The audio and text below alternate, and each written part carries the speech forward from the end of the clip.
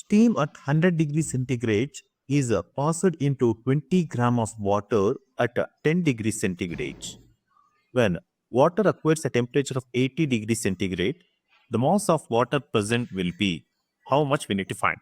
Take the specific heat of the water is 1 calorie per gram per degree centigrade, and latent heat of steam is 540 calories per gram.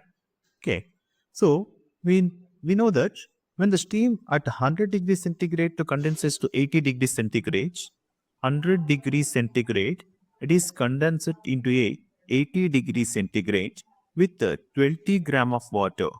With the 20 gram of water, then the mass of the water present will be calculated as follows. That is, first, the heat required to rise the temperature of 20 gram of water. First, it is for 20 gram of water, how much heat is required to rise from 80 degrees centigrade to 100 degrees centigrade. That means here this one we calculated as 20 gram of water, 20 gram of water, and the temperature is rising from 80 to 100 means that is also 20, that is 400 calories. 400 calories. Then to convert 20 gram of steam to 100 degrees centigrade to water at 100 degrees centigrade. Now it is 20 gram of water from 100 degrees centigrade steam